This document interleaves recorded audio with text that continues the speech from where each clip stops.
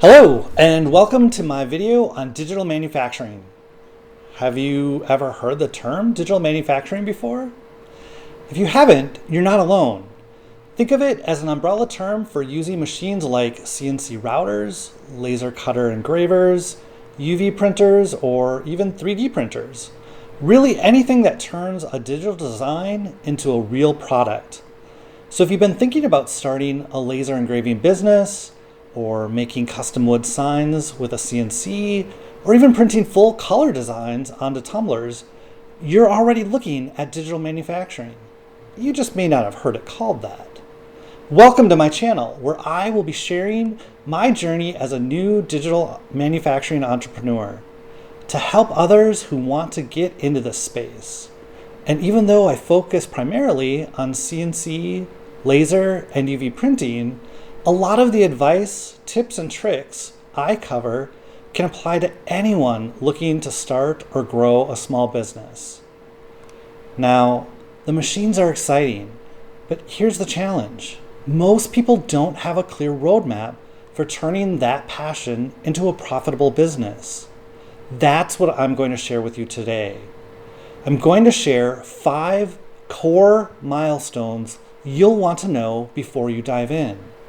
And if you want the full step-by-step roadmap, I've got a complete written guide that I'll share in the description for you below.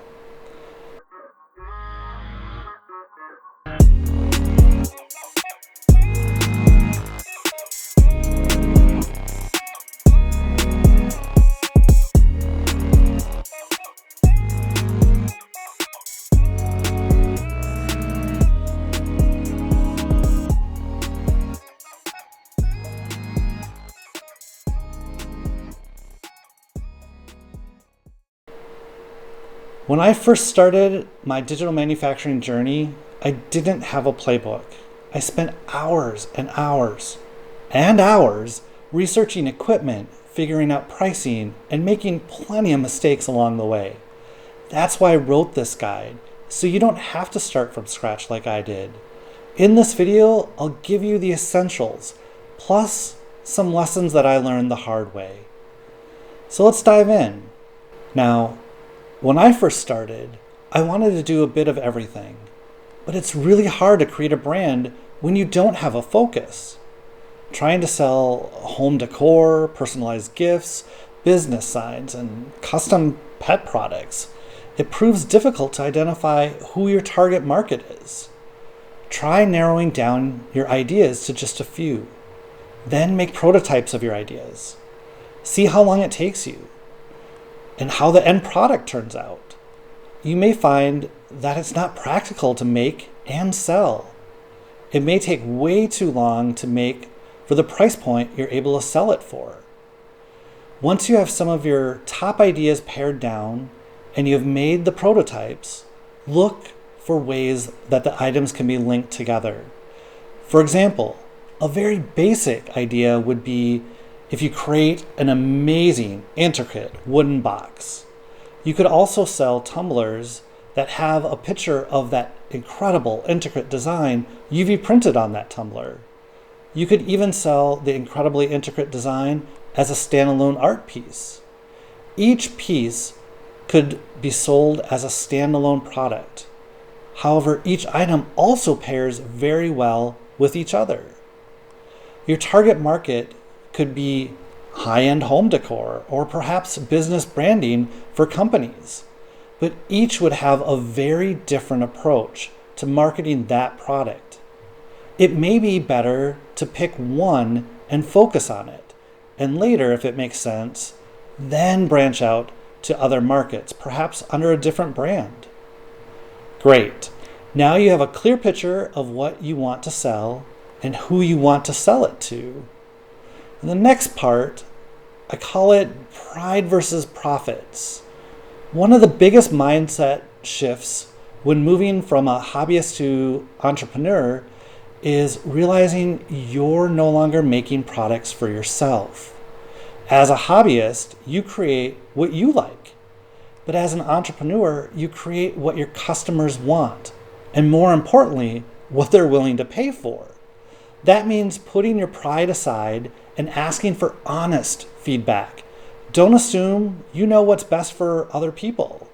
Show your work to friends, family, or even on social media, and really listen to what people have to say about your products.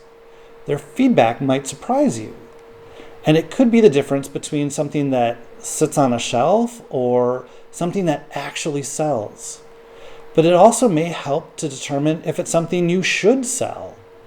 If you're constantly getting feedback that your products are priced too high, but you're barely making any profit on them, even though you really like making it, it may not be something you should be selling. Let me share a quick story with you.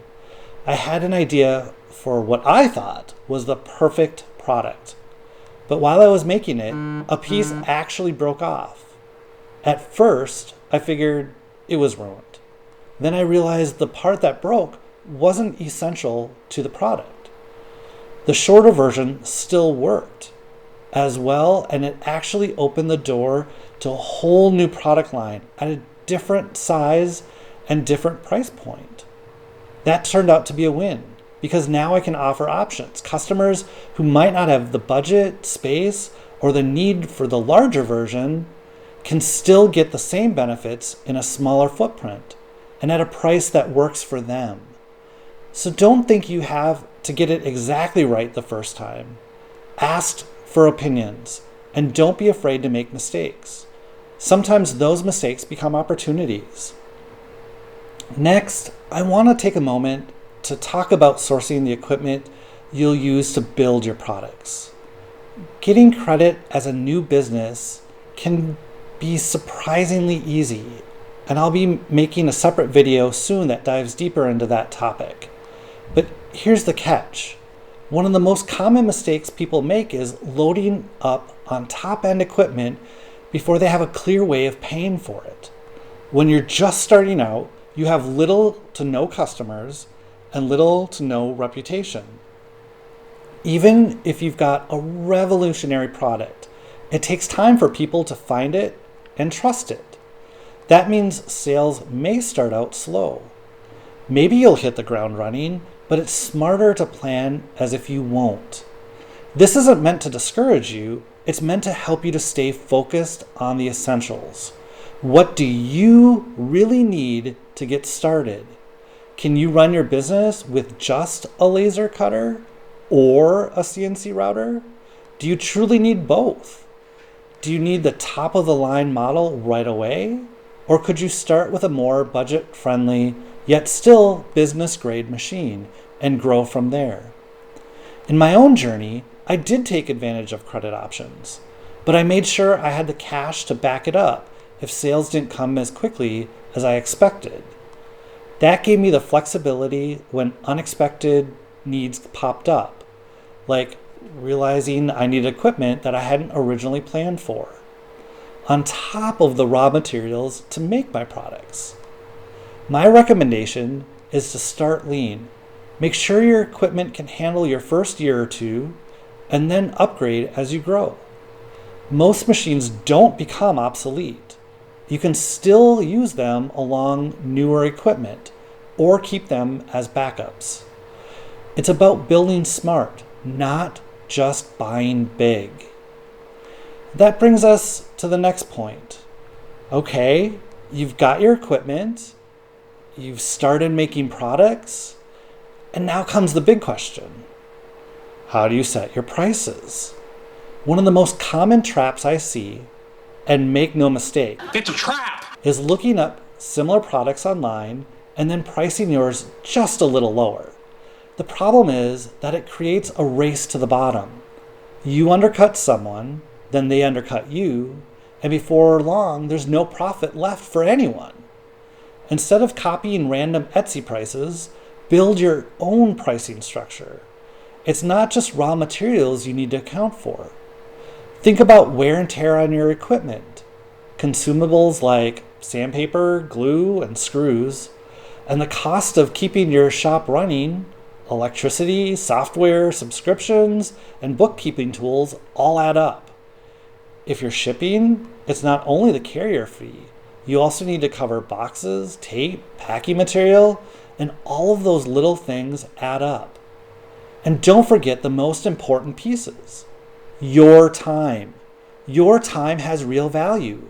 If you don't pay yourself, burnout comes fast. On the other hand, you can't just price sky high either, because then customers may never buy. The key is to find a balance where your price covers all of your costs, gives you a fair profit, and still makes sense for the market. That's why I built a product pricing tool over on lattice.com to help avoid those pitfalls and keep your business sustainable. I'll leave a link in the description below if you want to check it out.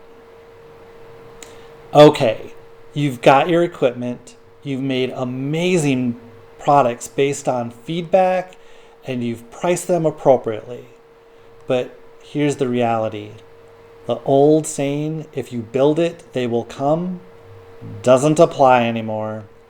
You can have the best product in the world, even give it away, but if no one knows it exists, it won't sell. That's where marketing comes in. Just having a website doesn't mean people will find it. You need to actively get your products in front of the right audience. The people who will actually benefit from what you're selling.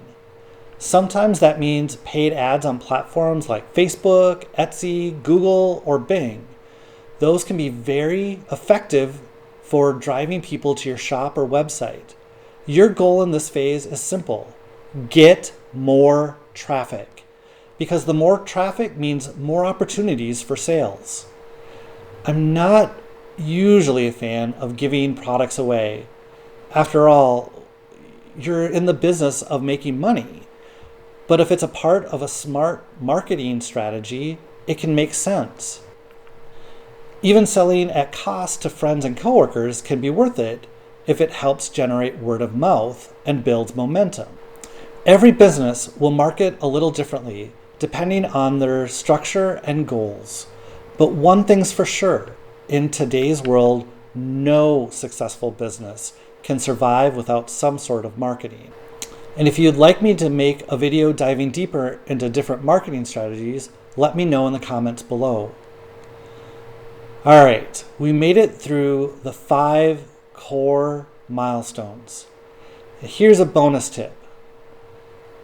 Something that I didn't even include in the written guide, and that's the speed of innovation in this space. Take UV printing. It's exploded in popularity with textured printing, and early adopters are already cashing in. So keep an eye out for new tech. The real winners aren't just making products, they're staying ahead of where the market is going. And if you keep following along here, you're already taking a step in the right direction. I'll be sharing insights on new tools, ideas, and trends as they come up, so you can stay inspired and better prepared for what's next. So to recap, digital manufacturing covers CNC, laser, UV printing, and 3D printing. If you want to start your own business in this space, focus on finding your niche. Buy equipment wisely. Price your product sustainably and get those first sales. This was just the highlight reel. For the full step-by-step roadmap, including checklists and tools, head to the free guide on lattice.com. The link is in the description below. And if this was helpful, hit that like button, subscribe for more, and let me know in the comments what part of digital manufacturing excites you most. Is it CNC, laser, UV, or 3D printing? If you're curious about the laser I went with, check out this video that I created. And before we go, just a reminder, you may not hear this often, but you're doing great.